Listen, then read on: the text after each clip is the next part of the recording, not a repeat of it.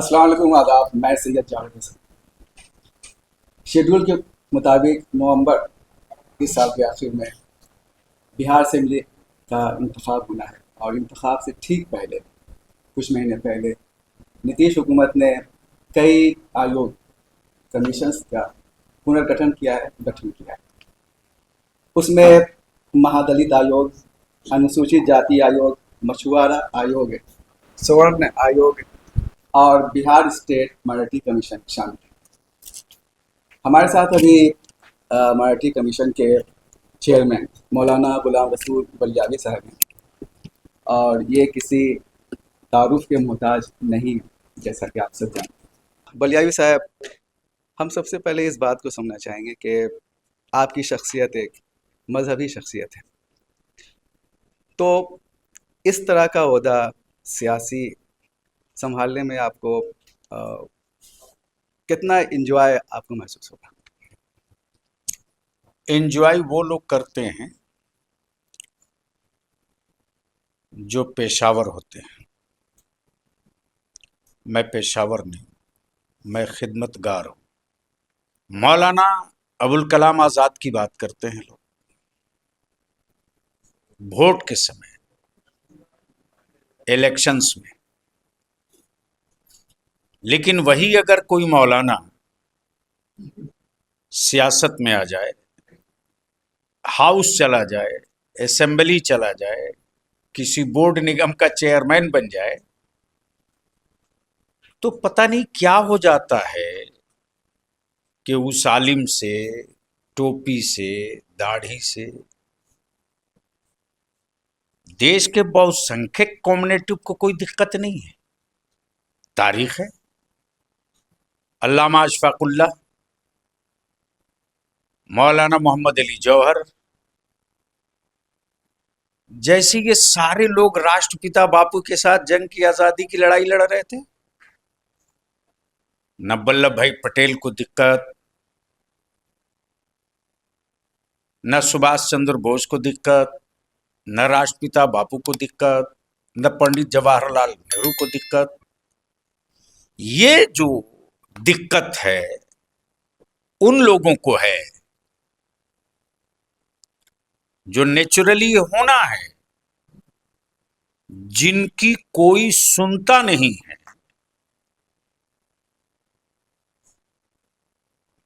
تو بے چینی ہوتی ہے کہ ان کی کوئی کیوں سنتا ہے۔ تو اس لیے انجوائے وہ لوگ کرتے ہیں جو پیشاور ہیں۔ بلیاوی تو کھلی ہوئی کتاب ہے اور تاریخ کا حصہ ہے کہ جب کبھی بھی کسی ٹائم، کسی سمے ملک ہو، معاشرہ ہو، سماج ہو، سماجک سدبھاؤ ہو، آپسی بھائی چارہ ہو، جب کئی طرح کے داؤ پیچ کے بیچ میں لا کر الجھانے کی کوشش ہوتی ہے، تو یہی مذہبی پیشوا اس کو سلجھانے کے لیے اترتے ہیں۔ اور میں سمجھتا ہوں کہ جو میری اپنی عادت اور نیچر ہے وہی میری پہچان ہے کہ میں خدمت گار ہوں اور کام کے لیے پیدا لیا ہوں، اور کام ہی میرا مشن ہے، اس میں لگا رہتا ہوں۔ ہم اپنے درشکوں کو بتا دیں کہ بلیاوی صاحب راج سبھا کے ایم پی بھی رہے ہیں اور ودھان پریشد کے ممبر بھی۔ آپ کو یہ عہدہ سنبھالے ہوئے لگ بھگ ایک ہفتہ ہو گیا، کس طرح کی ذمہ داریوں کا احساس ہوا آپ کو؟ ذمہ داریاں تو اتنی ہے کہ وقت کم ہے، کام زیادہ ہے، جس سے جو بن پڑا کیا، لیکن شاید ہمیں کچھ زیادہ کرنا پڑے گا، اس لیے کہ میری کمیونٹی کو، مائنارٹیز کے زمرے میں جو بھی مذہبی اقلیت کے لوگ ہیں، وہ چاہے مسلم ہو کہ سکھ ہو کہ کرسچنس ہوں، جو بھی مائنارٹیز کے زمرے میں آئے ہیں، یعنی توقع سے زیادہ امیدیں لوگوں کی ہے. کوشش کریں گے جہاں تک زخم بھر سکیں بھرے جائیں گے. ہم نے دیکھا اخباروں میں کہ مدرسہ بورڈ سے جڑے کچھ لوگ آئے تھے آپ کے پاس، اور کس طرح کے لوگ آ رہے ہیں آپ کے پاس؟ ہمیں لگتا ہے کہ انسان کی ضروریات سے متعلق جتنی چیزیں ہیں ان ساری ضروریات کی تکمیل کے لیے لوگ تشریف لا رہے ہیں، اور اس کے لیے جو ہماری آفس ہے اور جو عملہ ہیں سب کو میں نے تاکید بھی کر دیا ہے. یہاں تک کہ میں نے ان سے کہا ہے کہ آپ کوآپریٹو مائنڈیڈ بنیے، آپ ہیلپ کیجئے. بہت سے لوگ ایسے ہیں جو درخواست نہیں لکھ پائیں گے، ان کی فیلنگ سنیے، ان کی ضرورت کو سنیے، اور قلم لیجئے، کاغذ لیجئے، کمیشن کی طرف سے بیٹھ کر لکھیے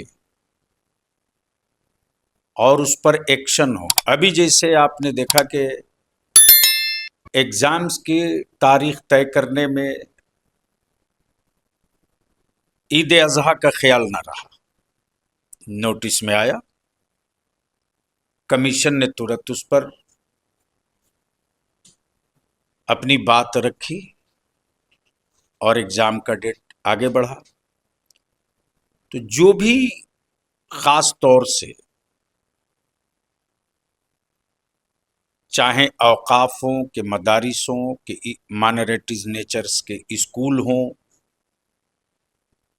جن کو لگ رہا ہے یا جو حالات دکھ رہے ہیں تو مستقبل کے خطرات سے بچنے کے لیے اس کے تحفظات کے ہر وہ سارے کام کرنے ہیں جس کی توقع اور امید صوبے کے لوگ رکھتے ہیں. اور ہمیں امید ہے کہ اس کو ہر قیمت پر، جب تک اس چیئر پر ہوں، ایک ہی مشن ہے کہ کام. ابھی حال کے دنوں میں کچھ موب لنچنگ کا معاملہ آیا، اور آج ہی دیکھ رہے تھے کہ سیتامڑھی میں ایک بچی کے ساتھ زیادتی کا معاملہ آیا. اس طرح کے معاملوں پر آپ کس طرح سے کارروائی کریں گے؟ ہمیں لگ رہا ادر اسٹیٹ کے مقابلے میں بہار میں موب لنچنگ کے کیسز ایک پریوار کا 4 آدمی مل کر کسی کو مار دے تو موب لنچنگ میں ہے کیا؟ وہ موب لنچنگ میں تو نہیں ہے. مثلاً آپ 2 بھائی ہیں، آپ کے بھائی کے 3-4 بیٹے ہیں، اور آپ پر حملہ کر دے تو اس کو موب لنچنگ نہیں نہ کہیں گے. ایک ایشو وہ موب لنچنگ کا نہیں، چھپرا کے ایک ہمارے نوجوان کا، قریشی بھائی کے بیٹے کا معاملہ آیا تو پورا محلہ مل کر کے اس بچے کو نہیں مارا ہے. ایک ہی پریوار کے 5-6 لوگ ہیں جن لوگوں نے باندھ کے مارا. ہاسپٹل جاتے جاتے راستے میں اس بچے کا انتقال ہوا. جیسے ہی خبر ملی ویسے ہی اس وقت میں مائنرٹیز کمیشن کی ذمہ داری میرے ساتھ نہیں تھی. ادارے شریعہ کی ذمہ داری کے ساتھ ساتھ ایک انسانی ذمہ داری ہے، اور جو پارٹی کی ذمہ داری ہے. کوئی غلط کرے تو ایسا تھوڑی نہ ہے کہ جے ڈی یو کا کوئی بھی ویکتی، کوئی بھی ممبر، کوئی بھی سدس اس کو برداشت کرے گا. غلط کو غلط کہے گا. ہاں، خوشی اس بات کی ہے کہ کرائم کہیں بھی ہوتا ہے کنٹرول ترت ہوتا ہے. اپرادھی اگر اپرادھ کرتا ہے تو شکنجہ حاضر ہوتا ہے. آپ ادارہ شریعہ بہار کے صدر بھی ہیں اور جے ڈی یو کے لیڈر بھی ہیں. اس دونوں کام کے بیچ میں توازن کیسے برتیں گے آپ؟ ویسے ہی برتوں گا جیسے ایک ترازو ہاتھ میں ہو. جب میں اس چیئر پر ہوں تو یہ کرسی سمویدھانک ہے، جوڈیشلی ہے. ये न्यायिक के जुमरे में आता है और मैं समझता हूं कि उस पर कहीं कोई दिक्कत या प्रॉब्लम नहीं होगा। कुछ लोग हैं आपको चेयरमैन बनाए जा रहे हैं कि मुखालफत क्यों कर रहे हैं? कहीं पोस्टर लग रहा है, कहीं पुतला जलाया जा रहा है, क्या वजह है इसकी?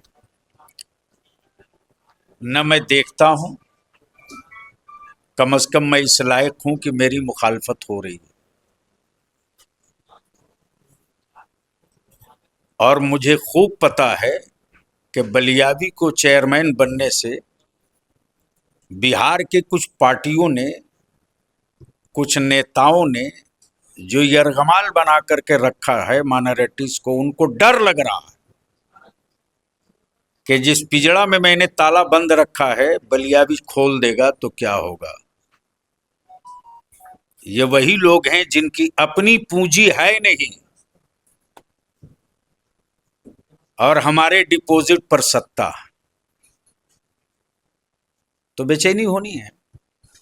एक वक्त ऐसा था 15 साल पहले, 20 साल पहले, जब अक़लियती कमीशन का एक रुतबा था, उसको स्टेट का एक पैरेलल इदारा समझा जाता था।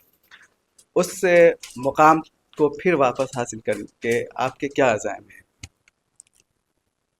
100 सवाल का एक जवाब काम होता है। काम कीजिए, सब वसूल हो जाएगा। चलिए, तो ये थे गुलाम रसूल बलियावी साहब, जिन्होंने अपने अज़ाइम का इजहार करते हुए कहा कि इन्हें काम करना है और इन्हें जितना ज़्यादा मौका मिलेगा वो काम करते रहेंगे और काम करके दिखाएंगे।